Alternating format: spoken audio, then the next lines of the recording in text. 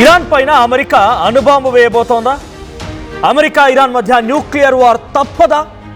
అసలు ఇటువంటి క్వశ్చన్స్ కి ఒక కీలకమైన సమాధానమే పాట్రియాటిక్ విజన్ అసోసియేషన్ తరపున యుఎన్ లో రిప్రజెంటేటివ్ గా ఉన్న మహమ్మద్ సఫా ఈ స్టేట్మెంట్ పాస్ చేశారు. యుఎన్ కూడా సహకరిస్తోందట.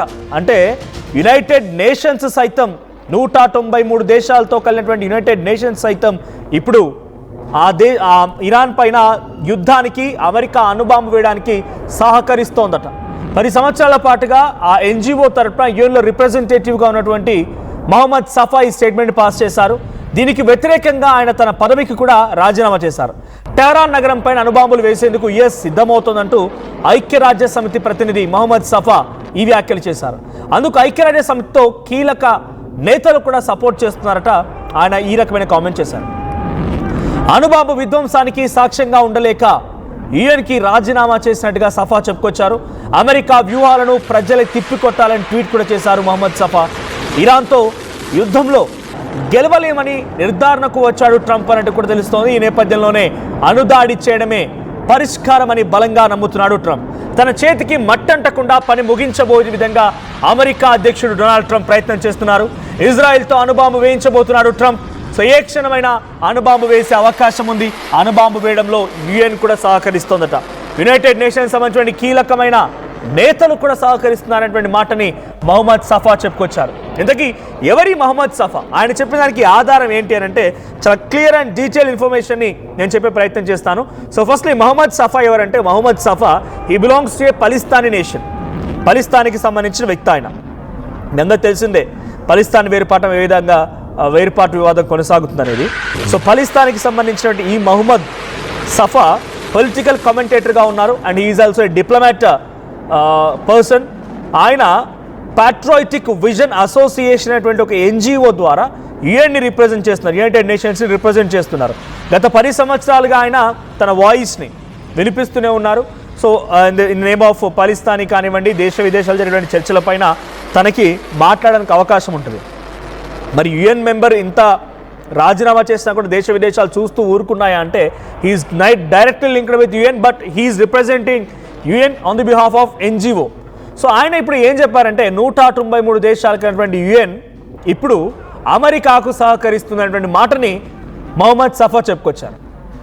ఇజ్రాయిల్ చేత ఇరాన్ పైన అణుదాడి చేయించాలని ఒక ఉద్దేశంతో డొనాల్డ్ ట్రంప్ ఉన్నారు. ఇక డొనాల్డ్ ట్రంప్ ఆ రకంగా ఉండడానికి ఉద్దేశం ఏంటంటే రోజు రోజుకి అనుకున్న ప్రతిసారిలా తన అహంకారం మీద దెబ్బ కొట్టి ఇరాన్ ఆ యుద్ధాన్ని పెంచుతూనే ఉంది. బహుశా అమెరికా ఊహించుండకపోవచ్చు. 1-2 రోజుల్లో ముగించేద్దాం అనుకున్న యుద్ధాన్ని సుమారుగా 30 రోజుల పాటుగా, అంటే నెల రోజుల పాటుగా కొనసాగించింది ఇరాన్.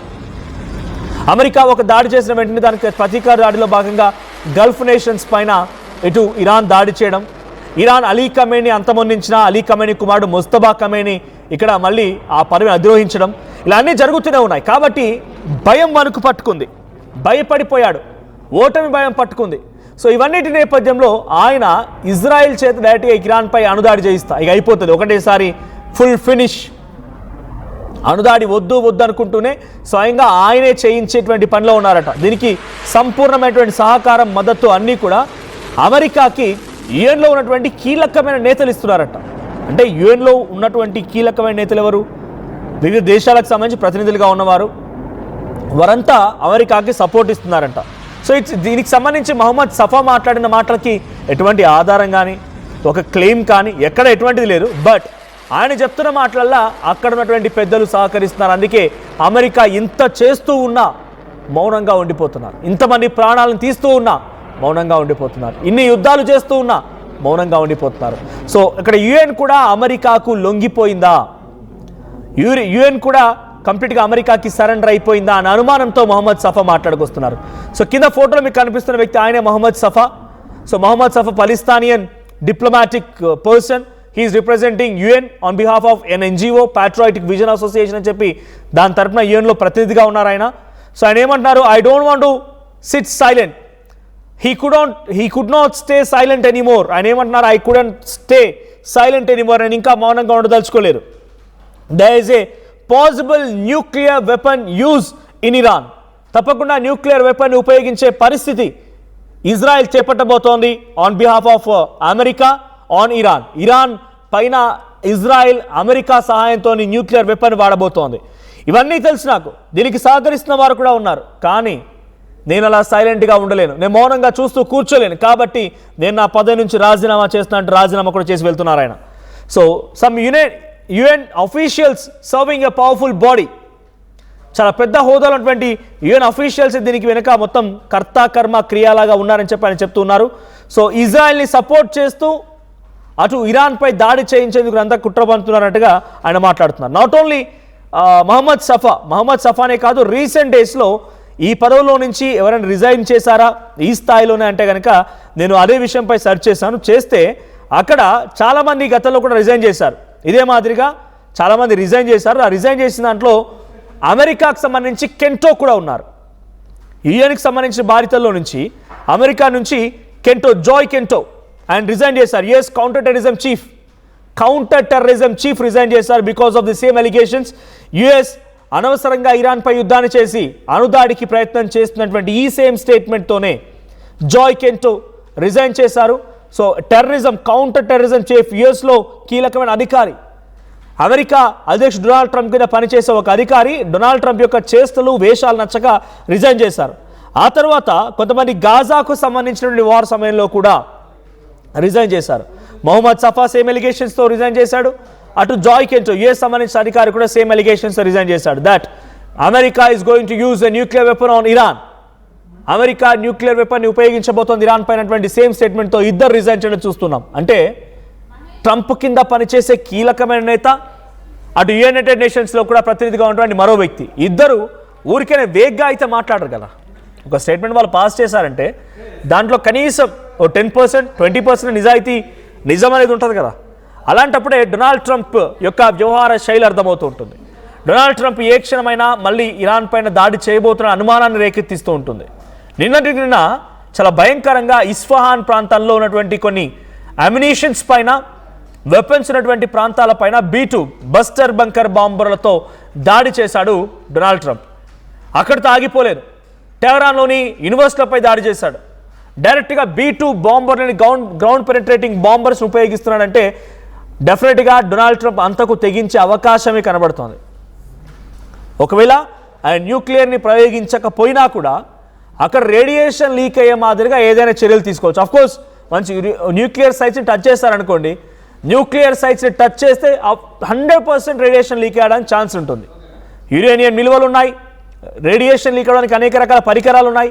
ఆ రేడియేషన్ లీక్ అయిందని అంటే కనుక ఇరాన్ని ఎవరో అమెరికానో ఇజ్రాయెల్ చంపాల్సిన అవసరం లేదు. ఇక ఇరాన్ తనంతట తానే అనారోగ్య బారిన పడిపోయి పూర్తిగా అక్కడ ప్రజలంతా కూడా లేకుండా బూడిదైపోతారు. అటువంటి మాదిరిగా ఉండబోతోంది. సో డొనాల్డ్ ట్రంప్ యొక్క ప్రతిచర్య, ప్రతి అంశం కూడా దానికే అనుగుణంగా ఉందనేది మొహమ్మద్ సఫా చెప్తూనే అటు యునైటెడ్ నేషన్స్ ప్రతినిధులు కూడా దీనికి సహకరిస్తున్నటువంటి మాటని డొనాల్డ్ ట్రంప్ పైన మొహమ్మద్ సఫా మాట్లాడడంతో పాటుగా రిజైన్ కూడా చేశారు. మరి దీనిపైన ప్రపంచ దేశాలు కానీ ఆ యుఎన్లో ఎలా రియాక్షన్స్ అవుతాయి, ఎలాంటి రియాక్షన్ ఇస్తుంది? సో మొహమ్మద్ సఫా క్లియర్ స్టేట్మెంట్తో పాటుగా తన పదవికి కూడా రాజీనామా చేశారు. కాబట్టి దీంట్లో నిజాలు ఎంత? ఇక్కడ చూడండి, సఫా రాజీనామా ఇందాక చెప్పినట్టుగా PVA పాట్రియాటిక్ విజన్ అసోసియేషన్ NGOకి ఆయన రిజైన్ చేయడం మనం చూస్తున్నాం.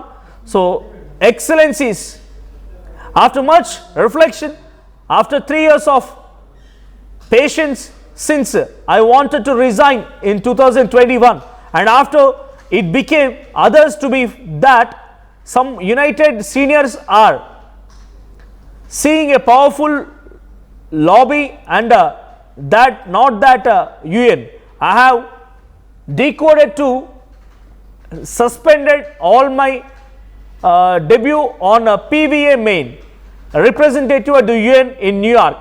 సో యునైటెడ్ నేషన్కి సంబంధించిన బాధితుల నుంచి తప్పుకోవడానికి 3 ఏళ్ల క్రితమే ఆలోచించాడంట. బికాజ్ అక్కడ సిచ్యువేషన్ని గమనించి, అక్కడ సీనియర్ల యొక్క లాబియింగ్ని, వాళ్ళ యొక్క వ్యవహారాన్ని గమనించి 3 ఏళ్ల క్రితమే రిజైన్ చేయాలనుకున్నాడంట. కానీ ఇప్పుడు రిజైన్ చేస్తున్నట్టుగా ఆయన తన రాజీనామా లేఖలో పొందుపరిచాడు. సో దీని ద్వారా మనం ఫుల్ డీటెయిల్డ్గా కనుక చూస్తే అమెరికా ఇరాన్ పైన అణుదాడికి సిద్ధమవుతోంది. ఇజ్రాయెల్ భుజంపై నుంచి అణుదాడిని ఇరాన్ పైన అమెరికా వేయబోతుందనేటువంటి మాటనైనా మాట్లాడుకొచ్చారు. సో ఈ రకమైనటువంటి స్టేట్మెంట్తో మరొకరు కూడా రాజీనామా చేశారు. యుఎస్ కౌంటర్ టెర్రరిజం సంబంధించిన చీఫ్ జాయ్ కెంట్ కూడా ఇదే రకమైన అలిగేషన్స్తో రాజీనామా చేశారు. మరి ఈ ఇద్దరు అలిగేషన్స్ చాలా సీరియస్గా తీసుకుని యునైటెడ్ నేషన్స్ ఈ దాడి జరగకుండా ఆపుతుందా? అమెరికాకి సపోర్ట్ ఇస్తుందా? నిజంగానే ఇరాన్పై న్యూక్లియర్ వార్ జరిగితే ఏంటి పరిస్థితి? ఒకరిపై ఒకరు నిజంగా న్యూక్లియర్ వార్ వేసుకుంటే గ్లోబల్ లెవెల్లో ఎటువంటి పరిణామాలు చోటు చేసుకోబోతున్నాయి? నిజంగానే అది ఊహిస్తేనే చాలా భయానకంగా ఉంది. చాలా అగమ్య గోచరంగా పూర్తిగా ప్రపంచ దేశాల పరిస్థితి ఉండబోతున్నటువంటి మాట ఇప్పుడే మనం అనుకోవచ్చు. సో ప్రజెంట్ సఫా రాజీనామాతో అటు యుఎన్లో ఏమైనా కదలికలు ఉంటాయా, ఏమైనా చేంజెస్ ఉంటాయా, ఏ రకంగా దాన్ని అడ్డుకుంటారు, ఈ వార్కి ముగింపు ఎలా పలుకుతారో చూడాలి.